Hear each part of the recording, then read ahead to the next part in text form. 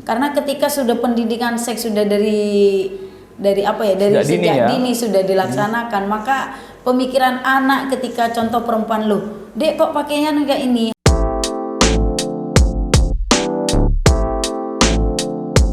Assalamualaikum warahmatullahi wabarakatuh. Tretan Jawa Pos Radar Madura. Kembali lagi bersama saya Franky Wirananda, tuan rumah Madura Talk, programnya Radar Madura TV. Hari ini kami akan membahas tentang perempuan dulu, perempuan kini, dan perempuan masa yang akan datang. Seperti yang kita ketahui, emansipasi wanita, gerakan emansipasi wanita sudah digelorakan sejak lama oleh Raden Ajeng Kartini, dan sampai sekarang gerakan-gerakan itu terus menggelora di kalangan mahasiswa dan di kalangan para masyarakat umum pada biasanya. Tetapi pada faktanya masih saja terjadi kekerasan-kekerasan yang korbannya adalah perempuan. Itu akan kita bahas, diulas secara detail dan mendalam. Kami sudah kedatangan tamu yang luar biasa semua. Ada Mbak Aisyah, anggota bidang Kesarinahan DPC GMNI Bangkalan. Selamat siang, Mas. Oke. Gimana, sehat Mbak Aisyah? Alhamdulillah sehat. Alhamdulillah ya. Oke, terus kemudian ada Mbak Melani Widayanti, Sekbid Riset dan Pengembangan Keilmuan IMM Bangkalan. Assalamualaikum. Waalaikumsalam. Mbak Melani, sehat Mbak Melani? Alhamdulillah sehat. Sehat ya, puasanya juga sehat, lancar ya, siap. Lalu kemudian ada Mbak Ainatul Husna, Ketua Umum PC Kohati Bangkalan. Mbak Aina, sehat Mbak Aina?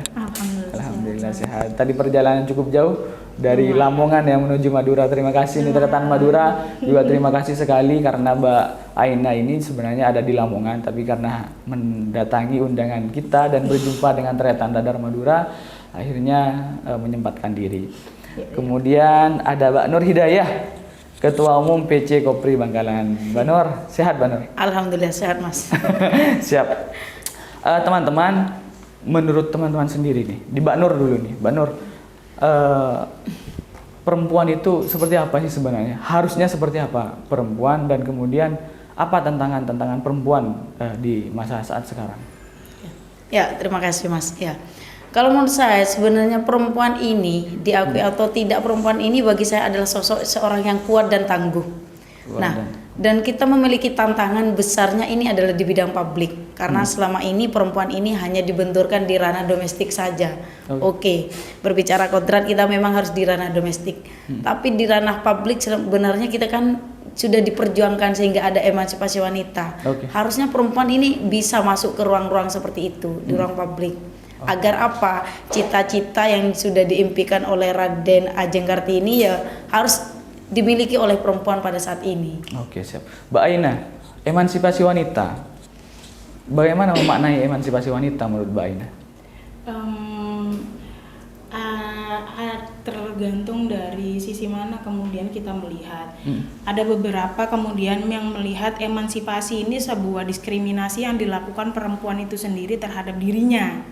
Ada yang mengatakan begitu atau kacamatanya begitu. Ada pula yang mengatakan, atau sejauh ini yang kita lihat, bahwa emansipasi ini adalah sebuah bentuk perjuangan yang dilakukan oleh perempuan dulu sampai dengan sekarang untuk memperjuangkan hak-haknya gitu. Saya kira sampai dengan sekarang, apakah emansipasi ini tetap relate dengan keadaan dan kondisi yang sekarang ini, dan apakah masih tetap harus diperjuangkan ataukah tetap harus dilanjutkan, itu menurut saya. Jadi memang bagi saya pribadi, sejauh ini mendengar kata emansipasi adalah tergantung dari sisi mana kemudian kita melihat. Karena memang kita tidak bisa memungkiri kerap kali bahwa kata emansipasi atau sebuah bentuk gerakan emansipasi adalah bisa jadi menjadi bentuk diskriminasi perempuan terhadap dirinya karena melemahkan dirinya. Begitu. Melemahkan dirinya dalam artian bagaimana itu? Melemahkan diri dalam artian begini. Jika memang ini kan berbicara emansipasi adalah memang ruangnya adalah rata-rata perempuan betul. Kan begitu. Cuma kita tidak bisa memungkiri bahwa kacamata kita bukan hanya kacamata perempuan, tetapi ada kacamata laki-laki di sana, kan begitu.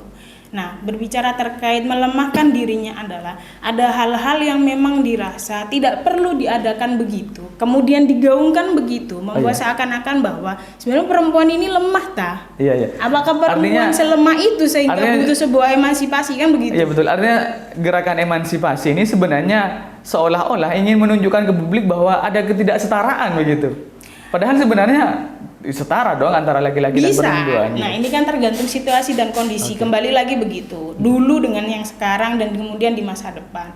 Apakah memang sejauh dan seburuk itukah kemudian keadaan perempuan sehingga perlu diperjuangkan, kan begitu. Siap. Sampai dengan sekarang ini. Saya kira kembali lagi bahwa harus jernih melihat kata emansipasi ini begitu, agar tidak disalahartikan. Siap. Saya ke Mbak Melani. Mbak Melani, emansipasi ini kan secara gamblang sebuah kesetaraan perempuan dan laki-laki gitu ya. Sampai saat ini masih digaungkan. Artinya seolah-olah sampai saat ini belum setara antara laki-laki dan perempuan, kan begitu. Nah, menurut Mbak Melani sendiri, kesetaraan antara perempuan dan laki-laki ini seperti apa? Apakah ketika laki-laki menjadi pemimpin, perempuan juga bisa menjadi pemimpin? Ketika laki-laki bisa berkarir, perempuan juga bisa berkarir. Apakah itu yang diperjuangkan oleh Raden Ajeng Kartini dalam lingkup kesetaraan itu, atau bagaimana? Mungkin kalau yang saya lihat apa yang diperjuangkan dari Raden Ajeng Kartini itu saya lebih menyoroti dari bidang pendidikan ya. Kan dulu Ibu Raden Ajeng Kartini kan menggaungkan perempuan harus bisa menuntut ilmu, maksudnya setara dalam hal pendidikan seperti itu.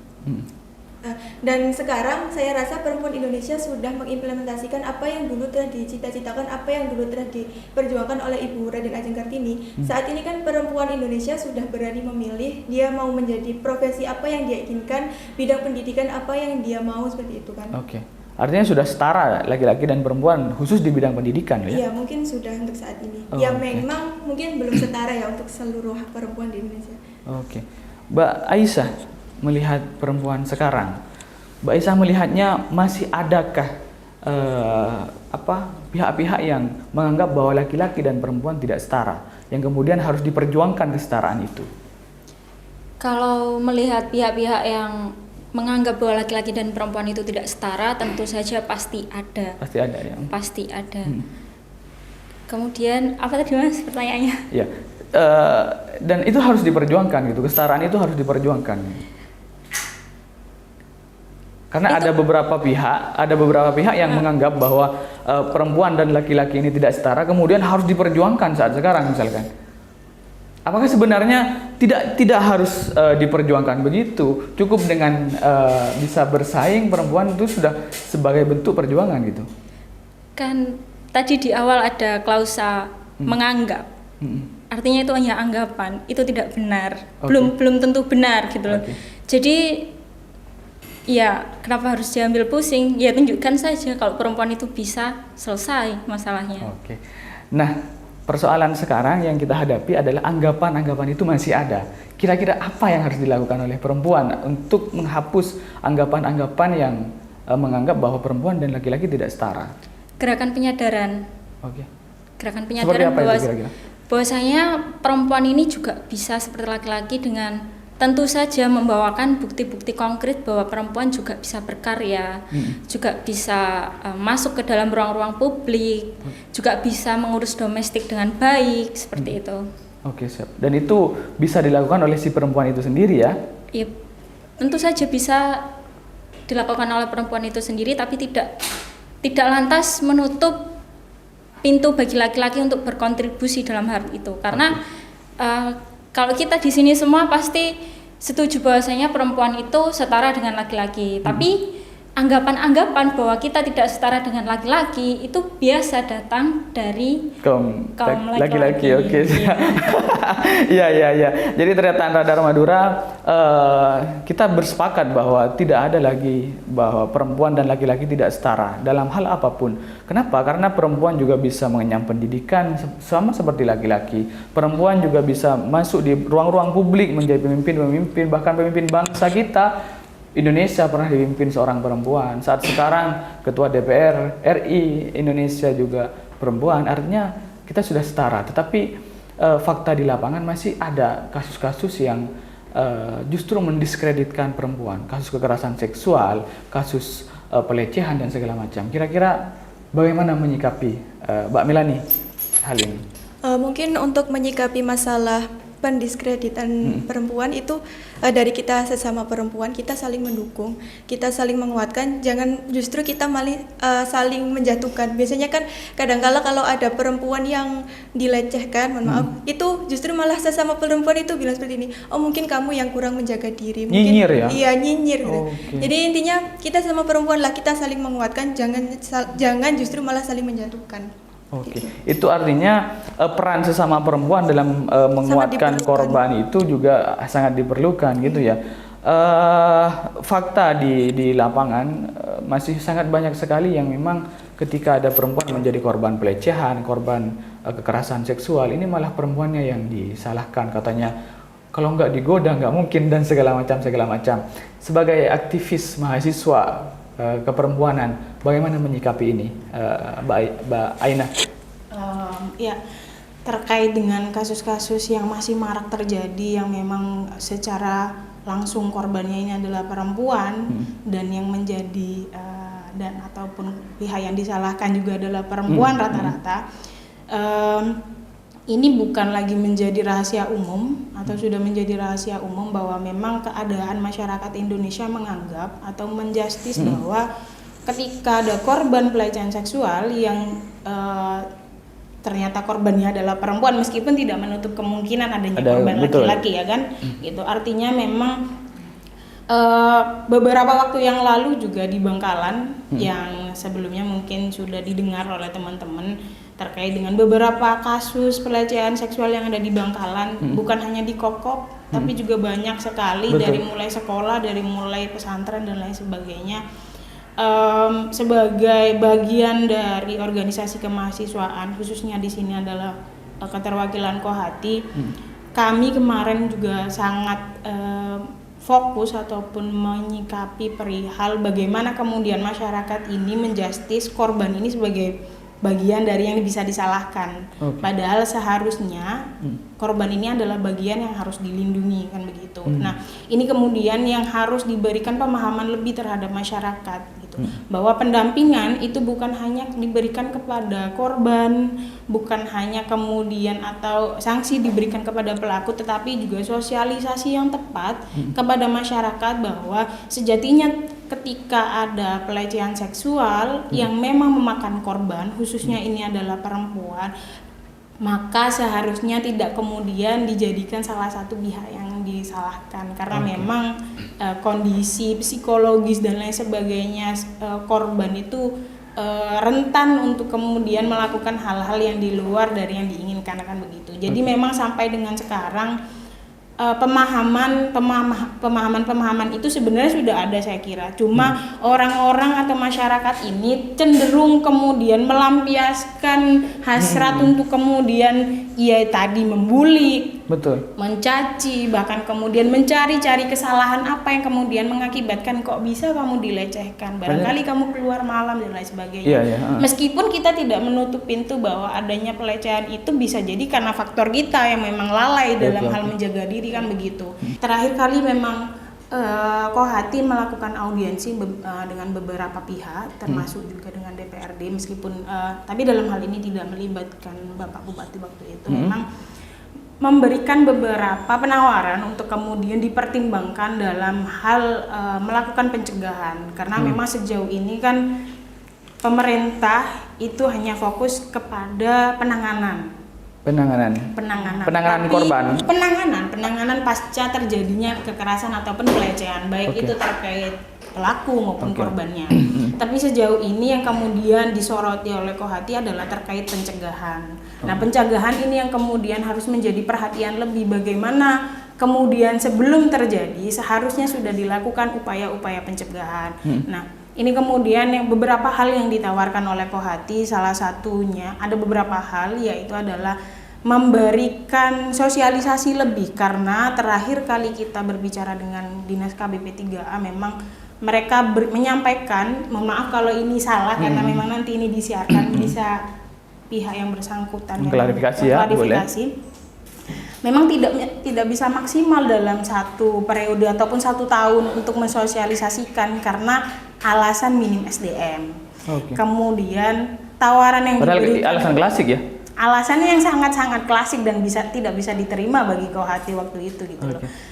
Oleh karenanya waktu itu beberapa hal yang kemudian ditawarkan oleh Kohati. Sekarang kita berbicara terkait pelecehan seksual, bukan hanya menjadi tugas dan fungsi pemerintah, tapi saya setuju ini menjadi sorotan penting bagi pemerintah. Tetapi juga peran dari keluarga ini kan tidak bisa dilepaskan. Lingkungan, keluarga, orang tua dan lain sebagainya. Maka penting kiranya kemudian sosialisasi pemahaman ini bukan hanya masuk kepada orang kalangan anak muda. Karena yang cukup muda ini sebenarnya sudah cukup paham apa yang membahayakan dan yang tidak membahayakan. Tetapi mereka mau atau tidak saja menghindari itu gitu loh. Nah, yang penting ini kan bagaimana kemudian yang pertama peran serta orang tua, keluarga mengawasi anaknya. Sekiranya jam 12 malam anak perempuan keluar nih mau ngapain? Betul. Mau kemana? Logika berbicara begitu, meskipun ada alasan. Oh ya tunda besok kan begitu. Ada hal-hal yang memang bisa mengurangi kemungkinan buruk. Kedua adalah bagaimana kemudian memberikan edukasi dini bagi seorang anak. Khususnya dalam hal ini bisa memberikan pendidikan seks melalui kurikulum pendidikan, meskipun dalam level-level tertentu, misalnya SD bagaimana, SMP bagaimana. Nah itu kan yang belum sampai dengan sekarang gitu loh.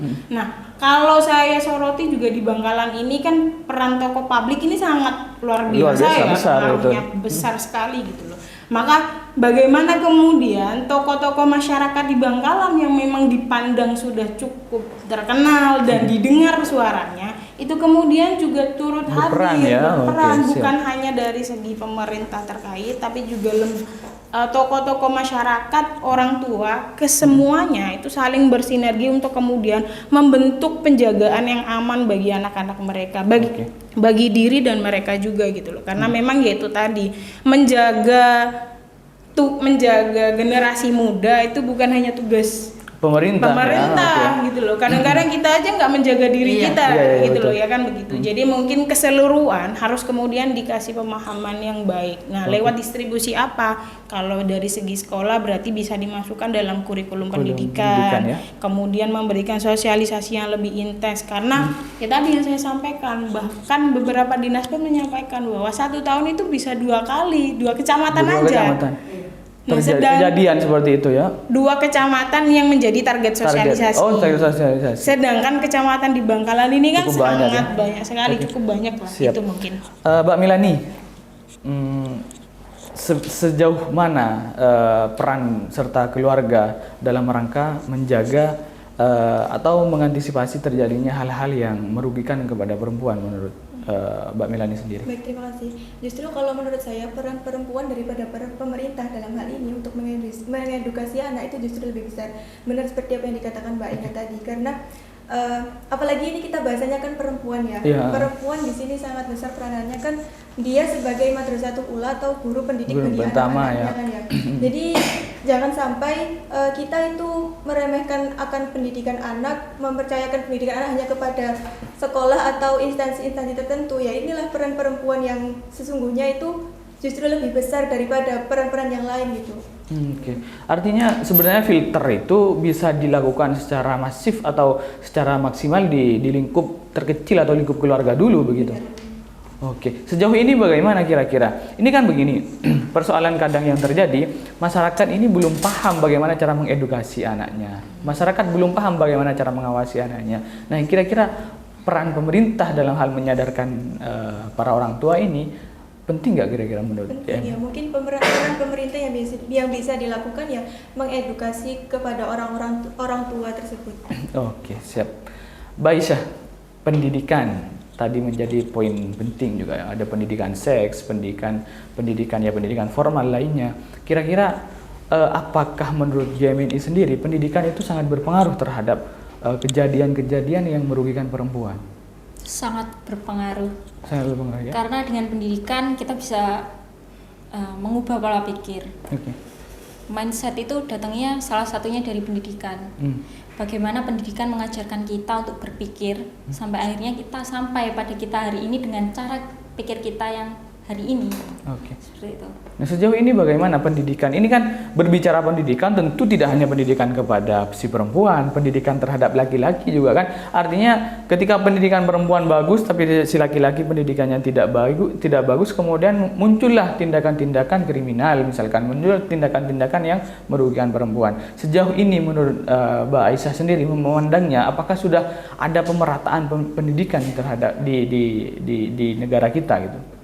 Kalau pemerataan pendidikan tentu saja belum ya, karena kita yang di Jawa dengan kita yang di Papua itu punya berbeda ya. pendidikan yang sangat-sangat beda. Nggak perlu memandang laki-laki dan perempuan terlebih dahulu. Secara global di Indonesia sendiri, pendidikan itu masih sangat ketimpangan punya ketimpangannya. Yang cukup tinggi ya, Iya. ketimpangan yang cukup tinggi gitu ya. Oke. Artinya memang dari sektor pendidikan memang harus ada perbaikan. Iya, sangat. Sangat butuh perbaikan. GMNI sendiri, utamanya para sarinah ini, apakah pernah melakukan kajian-kajian apa kira-kira persoalan yang terjadi di Madura atau di Bangkalan lah misalkan, di Bangkalan yang menyangkut tentang keperempuanan, kemudian apa solusi yang akan dilakukan? Pernah nggak melakukan kajian itu teman-teman mahasiswa, utamanya GMNI ini? Kalau untuk permasalahan perempuan itu kita sering sekali mengadakan kajian. Cuma karena saya baru di DPC, maksudnya saya bukan anggota dari DPC, maksudnya saya masih anak komisariat. Iya, oke. Saya kurang tahu bagaimana DPC bekerja untuk menangani hal-hal. Tapi minimal di internal GMNI bagaimana?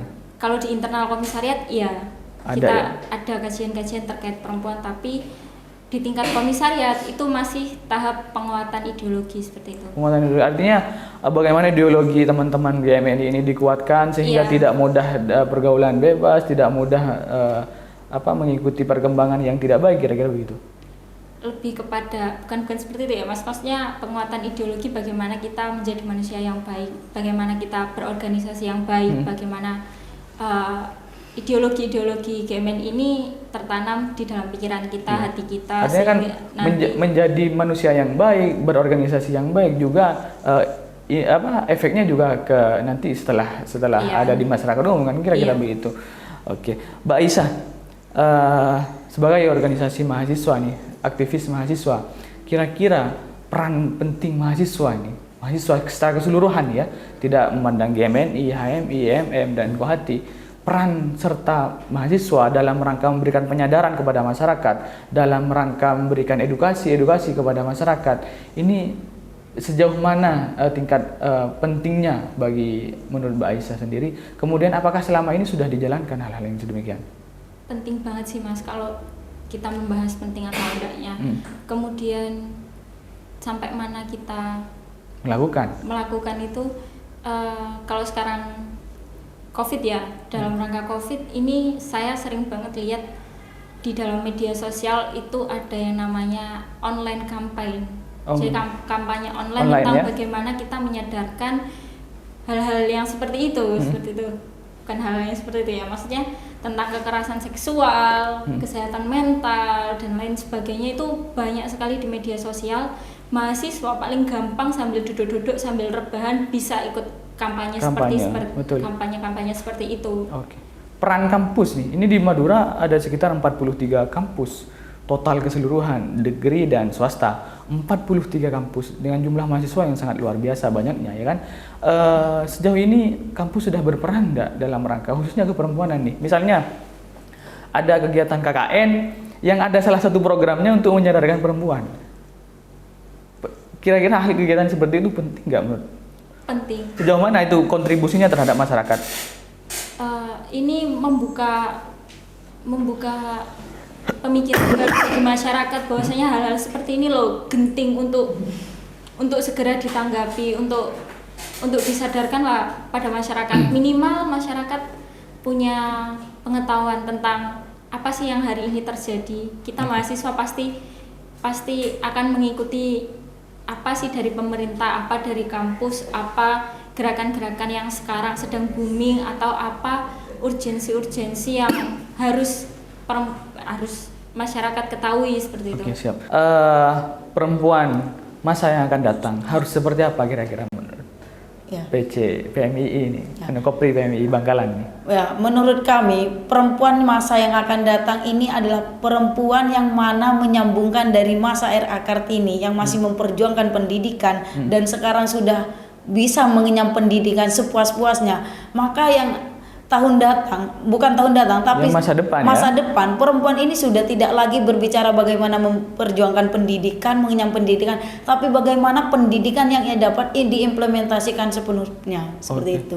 Saya pribadi mewakili Punko Hati berharap bahwa di masa depan perempuan-perempuan sudah tidak lagi disibukkan dengan apa-apa yang tidak lagi dianggap tidak sama, tidak lagi dianggap tidak adil, tetapi sudah kemudian maju bersama dengan siapa? Dengan laki-laki. Harapan kami untuk perempuan masa depan, perempuan sudah tidak lagi memikirkan tentang dirinya sendiri. Maksudnya untuk mungkin kalau kita masa muda mungkin masalah romansa, asmara dan lain sebagainya, tapi perempuan sudah mulai memikirkan lingkungannya, orang lain, apa yang bisa ia berikan untuk umat, apa yang bisa ia berikan untuk lingkungannya, untuk bangsa dan negara ini, mungkin seperti itu. Dan dengan tidak melupakan kodrat dia sebagai perempuan. Saya memang setuju dengan jawaban-jawaban sebelum saya bahwa perempuan harus cerdas dan ia harus ikut andil dalam mengimplementasikan kecerdasannya di dalam masyarakat. Lingkup terkecilnya dalam keluarganya.